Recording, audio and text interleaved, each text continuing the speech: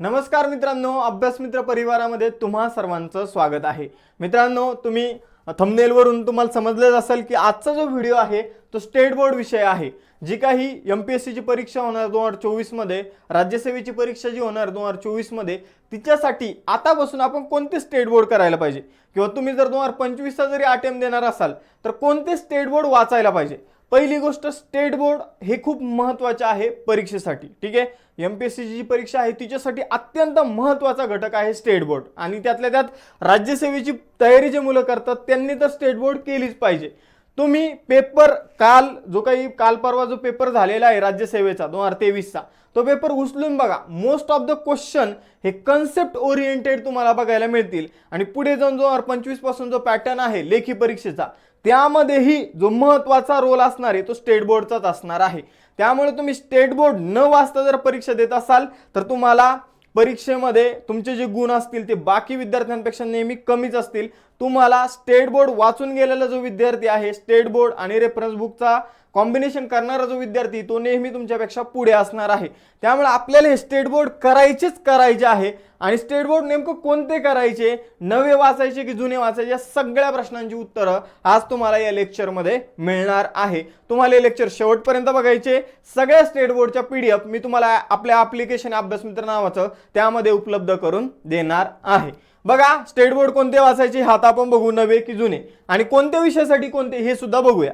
त्याचबरोबर आपण राज्यसेवेची जी बॅच सुरू करत आहोत, ठीक आहे, 1 इयर साठी 15 महिन्यांची बॅच आहे।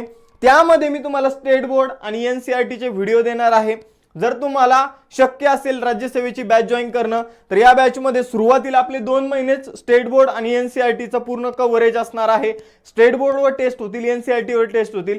तर ही बॅच जर तुम्हाला जॉईन करणं शक्य असेल तर नक्की करा, कारण सुरुवातीचे 100 विद्यार्थ्यांसाठी फी असणार आहे 4999, म्हणजेच 5000, नंतर फी होणार आहे 7000 रुपये। त्यामुळे जर आता शक्य असेल तर आता ही बॅच जॉईन करा लवकरात लवकर। मग आता आपण काय बघूया, तर एका विषयासाठी कोणकोणते स्टेट बोर्ड वाचायचे। ठीक आहे, तर भूगोलासाठी, मग आता भूगोल हा जो विषय आहे हा खूप महत्त्वाचा विषय आहे। भूगोलामध्ये जगाचा भूगोल, भारताचा भूगोल आणि महाराष्ट्राचा भूगोल अशा 3 प्रकारच्या भूगोलावर आपल्याला प्रश्न विचारले जातात। मग जगाच्या भूगोलासाठी कोणकोणते स्टेट बोर्ड वाचायचे, तर जगाच्या भूगोलासाठी आपल्याला जे नवीन स्टेट बोर्ड आहे, काय म्हणतो मी, नवीन स्टेट बोर्ड आहे, त्यामध्ये आपल्याला फक्त 10वीचं स्टेट बोर्ड वगळता 6वी पासून 11वी पर्यंतचे सगळे स्टेट बोर्ड वाचायचे। 6वी, त्यानंतर 7वी, इथं 7वीचं दिसतं तुम्हाला, 8वी, 9वी, त्यानंतर 11वी आणि 12वीचं सुद्धा स्टेट बोर्ड करायचं आहे। ठीक आहे, 12वीच्या स्टेट बोर्ड मधले काही महत्त्वाचे चॅप्टर करायचे, परंतु तुम्हाला 6वी ते 11वी स्टेट बोर्ड करायचे, 10वीला सोडून द्यायचे। 10वी आपल्याला जगाच्या भूगोलासाठी काही कामाचं नाही। जर जगाच्या भूगोलासाठी स्टेट बोर्ड वाचताय तर नवीन स्टेट बोर्ड 6वी ते कधीपर्यंतचं, 11वी पर्यंतचं एकदम व्यवस्थित करायचं आहे। ठीक आहे, 10वीचं करायचं नाही आणि 12वी मधले सिलेक्टिव्ह चॅप्टर करायचे आहे। ठीक आहे, ते मी तुम्हाला नंतर कमेंट बॉक्स मध्ये सांगेल की कोणते चॅप्टर करायचे कोणते नाही, तुम्ही मला तसं विचारा। ठीक आहे, यानंतर जुने स्टेट बोर्ड कोणते महत्त्वाचे जगाच्या भूगोलासाठी, तर जुनं 5वीचं स्टेट बोर्ड आहे बघा, हे अतिशय महत्त्वाचं आहे। त्यानंतर जुनं 6वीचं स्टेट बोर्ड, जुनं 7वीचं स्टेट बोर्ड आणि त्यानंतर 8वीचं स्टेट बोर्ड।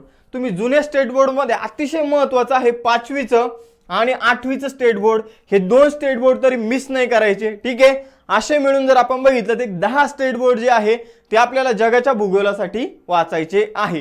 तुमचे काय होणार आहे, तर यामधून आयडिया जे आहे, बेसिक आयडिया, कन्सेप्ट जे आहे ते एकदम क्लिअर होणार आहे। आता बघा, जुने आणि नवे दोन्ही का वाचायचे, आता सर तुम्ही थंबनेलवर दिलं जुने वाचायचे की नवीन वाचायचे, पण मी तुम्हाला काय सांगतो की जुने पण वाचायचे, नवीन पण वाचायचे। आता का सांगतो बघा, आपल्याला हे जे नवीन स्टेट बोर्ड आहे, एक एक्झाम्पल देतो की जी काही महासागरामध्ये क्षारता असते। ठीक आहे, महासागरामध्ये क्षारता नावाचे कन्सेप्ट आहे की महासागर किती खारट आहे, याला म्हटलं जातं की त्या समुद्रामध्ये किती क्षारांचं प्रमाण आहे त्याला आपण म्हणतो क्षारता, आणि क्षारतेवरून एखादा महासागर किती खारट असेल हे आपल्याला समजतं। मग आता बघा, नवीन स्टेट बोर्ड मध्ये या क्षारतेविषयीचे कन्सेप्ट दिलेले आहे की महासागर रामध्ये किती प्रमाणात क्षारता असल्यानंतर महासागराची खारटता किती असते, क्षारता नेमकं काय असतं, किती क्षारांचं प्रमाण असलं पाहिजे, हे सगळं आपल्याला नवीन स्टेट बोर्ड मध्ये दिलेलं आहे. आणि जुन्या स्टेट बोर्ड मध्ये आपल्याला या विषयीची संख्या दिलेली आहे. भूमध्य समुद्राची क्षारता किती आहे, पॅसिफिक महासागराची क्षारता किती आहे, बंगालच्या उपसागराची किती आहे, अरबी समुद्राची किती आहे, अशी मृत समुद्राची किती, अशा वेगवेगळ्या समुद्राची क्षारता जी आहे ती जुन्या स्टेट बोर्ड मध्ये आपल्याला दिलेली आहे. त्यामुळे कॉम्बिनेशन हे महत्त्वाचं आहे. काही इन्फॉर्मेशन तुम्हाला नवीन स्टेट बोर्ड मध्ये दिलेली असेल आणि काही इन्फॉर्मेशन तुम्हाला जुन्या स्टेट बोर्ड मध्ये दिलेली असेल, तर आपल्याला दोन्ही इन्फॉर्मेशन खूप महत्त्वाच्या आहे. तर हे झालं जगाच्या भूगोलासाठी. त्यानंतर भारताच्या भूगोलासाठी जर आपण बघितलं तर जुनं पुस्तक जे आहे ते खूप महत्त्वाचं आहे. जुनं कोणतं, तर जुनं 10वीचं पुस्तक. हे पुस्तक खूपच महत्त्वाचं आहे जर आपण भारताचा भूगोलाची तयारी करत आहोत तर. ठीक आहे, हे पुस्तक आपल्याला करूनच जायचं आहे. त्यानंतर नवीन पुस्तक महत्त्वाचं आहे का, तर नवीन पुस्तक नेमकं काय आहे, तर यामध्ये ब्राझील जो देश आहे, ठीक आहे, ब्राझील जो देश आहे आणि भारत जो आहे त्यांचं कंपॅरिझन केलेलं आहे. भारताचं क्षेत्रफळ, ब्राझीलचं क्षेत्रफळ, भारताचा अक्षरवृत्ती विस्तार, ब्राझीलचा अक्षरवृत्ती विस्तार. तर अशा प्रकारे कंपॅरिझन केलेले या दोन देशाचं. तर आपल्याला काय करायचंय, यामधली फक्त भारताची जी इन्फॉर्मेशन आहे ती करायची आहे नवीन स्टेट बोर्ड मधले, आणि जुने जे स्टेट बोर्ड आहे ते आपल्याला पूर्णपणे करायचंय. जुनं 10वीचं स्टेट बोर्ड भारताच्या भूगोलाशी संबंधित आहे, पूर्ण स्टार्ट टू एंड व्यवस्थित करायचं. आणि नवीन जे स्टेट बोर्ड आहे त्यामधील फक्त भारताशी रिलेटेड इन्फॉर्मेशन आपल्याला वाचायची आहे. आणि महाराष्ट्राच्या भूगोलासाठी काय करायचं सर, तर जुनं 9वीचं जे स्टेट बोर्ड आहे ते आपल्याला महाराष्ट्राच्या भूगोलासाठी करायचं आहे, व्यवस्थितपणे वाचायचे. यामध्ये काही आकडेवारी चुकीची आहे, जसं की महाराष्ट्राची लांबी रुंदी चुकीची दिलेली आहे, अक्षरवृत्ती विस्तार थोडाफार चुकीचा दिलेला आहे. तर यातल्या जे संख्या आहे त्या मी तुम्हाला नोट डाऊन करून देईन टेलिग्रामच्या ग्रुपवर की कोणत्या संख्या चुकीच्या आहे. ठीक आहे, बाकी तुम्हाला कन्सेप्टसाठी हे पुस्तक व्यवस्थितरित्या वाचायचं आहे. महाराष्ट्राचा भूगोल इयत्ता 9वी जुने पुस्तक. ठीक आहे, तर आता आपण भूगोलाचे बघितले. भारताच्या भूगोलासाठी नवीन आणि जुनं त्यामधलं काय वाचायचं हे आपण बघितलं. महाराष्ट्राच्या भूगोलाचं बघितलं. जगाच्या भूगोलासाठी हे जुने 4 पुस्तकं स्टेट बोर्ड आणि नवीन हे 6 स्टेट बोर्ड जे आहे ते आपल्याला करायचे आहे. यानंतर पुढील विषयावर जाऊया मित्रांनो, इतिहास. इतिहासासाठी काय करायचं, तर राज्यसेवेच्या पूर्व परीक्षेमध्ये आपल्याला प्राचीन भारताचा इतिहास आणि मध्ययुगीन भारताचा इतिहास अतिशय महत्त्वाचा आहे. मग प्राचीन आणि मध्ययुगीन भारताच्या इतिहासासाठी आपल्याला नवीन 6वीचं पुस्तक आणि जुने 6वीचं पुस्तक करायचं आहे. ठीक आहे, जुना आणि नवीन 6वीचं पुस्तक तुम्हाला करायचंय. थोडेफार चेंजेस आहे पण ते चेंजेस आपल्याला एकदा डोळ्या खालून घालवायचे आहे. आणि त्याचबरोबर आपल्याला इयत्ता 11वीचं जे पुस्तक आहे ते व्यवस्थित करायचं आहे. तुम्ही जर PYQ बघितले तर 11वीच्या पुस्तकातून बरेचसे जे PYQ कव्हर होताना तुम्हाला दिसतील प्राचीन भारताच्या इतिहासाचे.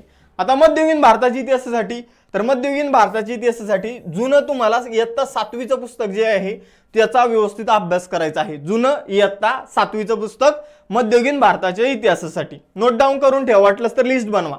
त्यानंतर आधुनिक भारताचा इतिहास. तर आधुनिक भारताच्या इतिहासासाठी जुने पुस्तक अतिशय महत्त्वाचं आहे.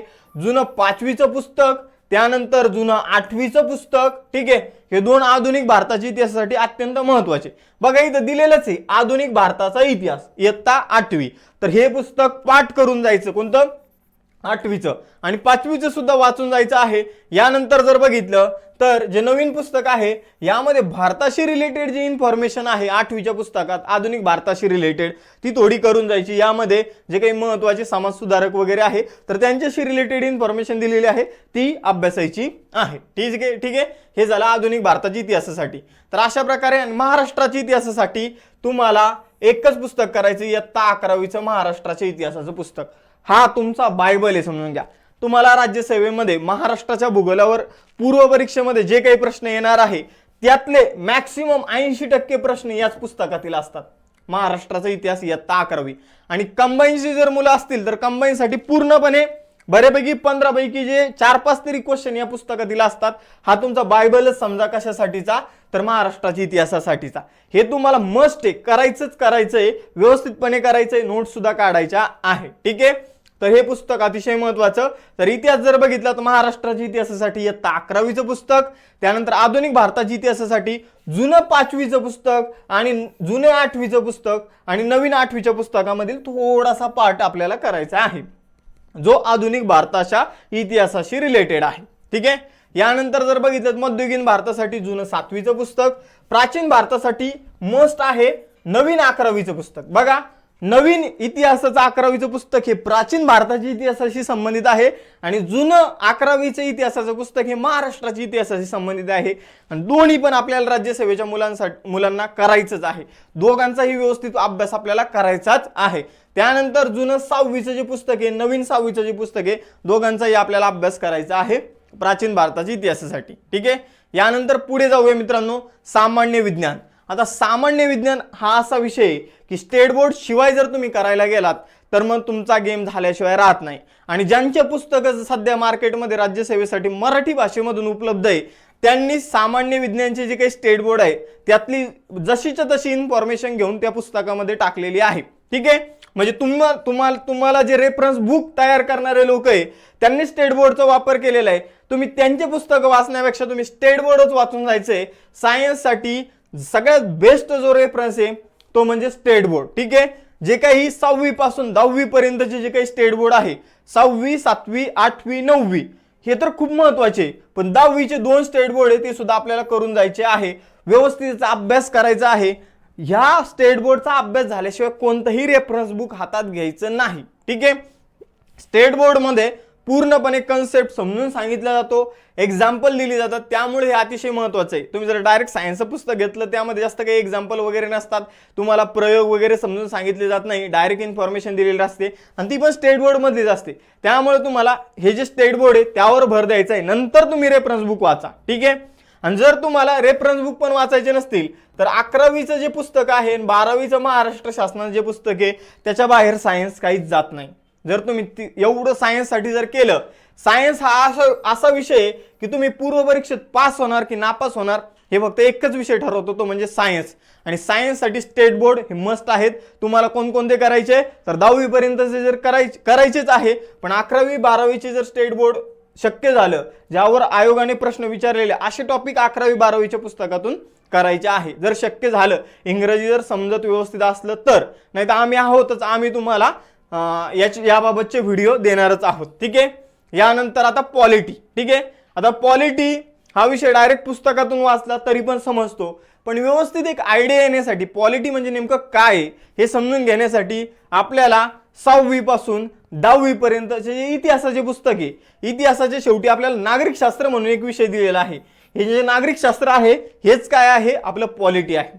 हेच काय आहे, आपलं पॉलिटी आहे। तर हे तुम्हाला व्यवस्थितपणे करायचं आहे। 6वी पासून 10वी पर्यंतचं नागरिक शास्त्र अगदी छोटे छोटे एक 20-30 पेजचं आहे। तुम्ही एका दिवसात 3-4 स्टेट बोर्ड कव्हर करू शकता, 2-3 स्टेट बोर्ड तर इझी कव्हर करू शकता। 2 दिवसात तुमचं हे नागरिक शास्त्र खतम होऊन जाईल। ठीक आहे, आणि उरलं 11वी आणि 12वीचं पुस्तक। तर 11वी आणि 12वीचं पुस्तक तुम्ही वाचा आणि त्यानंतर कोणतंही रेफरन्स बुक वाचलं तरी चालेल, तुम्हाला रेफरन्स बुक मधल्या गोष्टी इझिली समजून जातील। ठीक आहे, व्यवस्थित त्याची भाषा कळेल, नेमकं कन्सेप्ट काय हे समजून जाईल। ठीक आहे, तर अशा प्रकारे पॉलिटीसाठी एवढे पुस्तक आहे। यातलं जरी पुस्तकं जास्त दिसत असेल तर हे जे 5 पुस्तक आहे हे तुम्हाला एका दिवसातही तुम्ही करू शकता कव्हर। तर एवढं सोपे आहे हे 5 पुस्तकं। पण 11वीचं जे पुस्तक आहे 12वीचं जे पुस्तक आहे त्यासाठी तुम्हाला वेळ लागेल 3-4 दिवसांचा किंवा 2-3 दिवसांचा, पण तुम्हाला हे व्यवस्थितपणे वाचायचे आहे। ठीक आहे, यानंतर आता आपण बघूया अर्थशास्त्र। आता अर्थशास्त्र हा विषय किचकट आहे बरोबर, आणि डायरेक्ट रेफरन्स बुक घेतलं की मग आपलं जे काही मुलांना जे काही येतं असतं तर ते काय करतात, ते त्यांना खूप अवघड वाटतं। ठीक आहे, आणि काही मुलं जे येतात ते सुद्धा विसरून जातात हा विषय वाचायला लागल्यानंतर।